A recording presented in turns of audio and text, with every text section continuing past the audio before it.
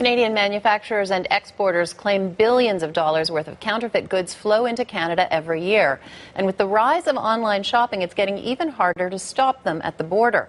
So how can you make sure your gifts are the real deal this holiday season? Lauren Lipkus is the founder of the Canadian Anti-Counterfeiting Network and joins us in studio. Thank you very much for coming in. Thank you for having me, Danielle and Kevin. I want to talk about the broader problem of counterfeiting in a minute, but first of all, you've brought some things in to show us, and I think just to illustrate how difficult it can be for consumers who are maybe trying to do the right thing and not buy counterfeit goods. Show us what you've got. You've got jerseys there. That's a Sidney Crosby jersey, jersey? Yeah, these are two jerseys. One of them is real, one of them is fake.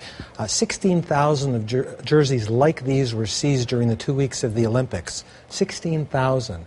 What's incredible to me is in the 50 weeks prior to that, no jerseys were seized by the mail facility in Vancouver, where these were seized.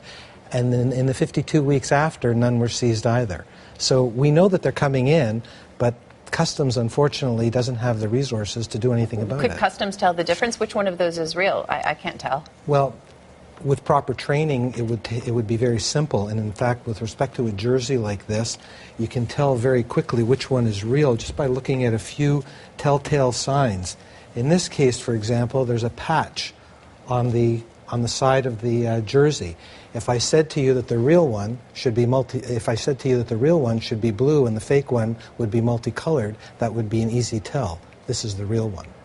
So is it true or not that many times that these jerseys and other items like this are actually produced on the same line that the originals are produced on? The factory stays open an extra couple of hours, pounds out 16,000. I've heard this story over and over and over again. The quality is very similar. It's not that bad. It's just it doesn't have the logo or the patch exactly like the other. Because I got to tell you, those two jerseys look pretty identical. Well, in actual fact, that's what counterfeiters like the public to believe. But in actual fact, these factories are monitored quite often. And in fact, the difference in quality in these two jerseys is pretty substantial. And if you are wearing this and you want to be wearing something that's of good quality, you wouldn't wear this one over here.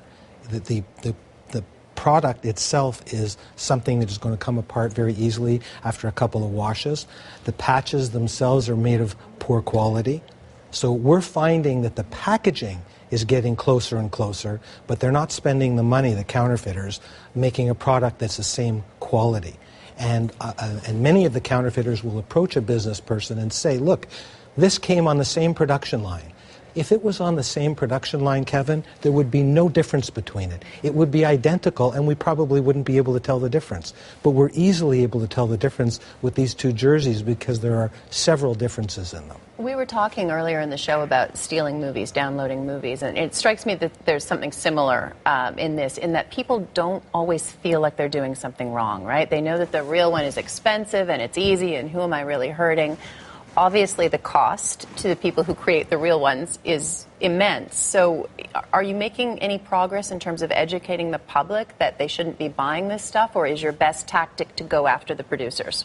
I wish that we were making more progress, and I wish that the Canadian government did what some other governments were doing, which is take part in an educational campaign in conjunction with rights holders and others.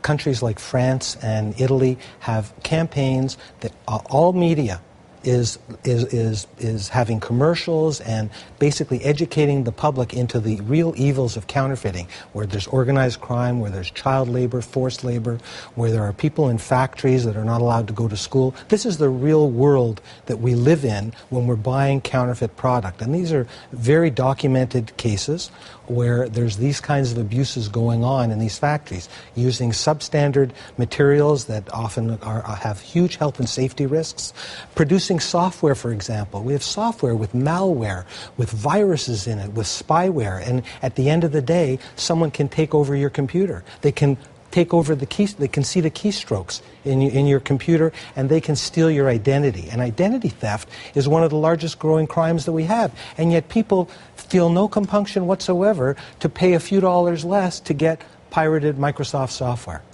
Now, Microsoft itself, along with Google and others, have found much better ways to encrypt this and force it to go search for a server where the serial number is examined. and constantly find these counterfeits? Is it getting better in the software arena? Because this was a huge area of abuse. I think it is. I think that the first of all, on the educational side, in terms of educating law enforcement and educating the buyers, very often it's not so much the consumer as the buyer in a store who is buying the product. And I call it the counterfeit incentive. If your boss says to you, here, we're getting this product and we're getting it at $10 to pick a number. If you can source it out for less, we'll give you a bonus.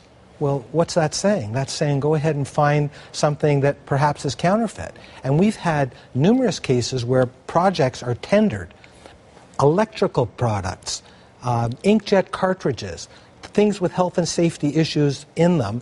They're sourced out at cheapest price. The tender is based upon the cheapest price. Well, don't be surprised if what you bought is counterfeit.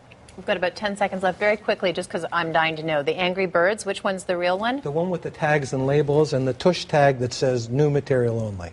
All right. Thank you very much, Lorne Litkus. Thank you for having me.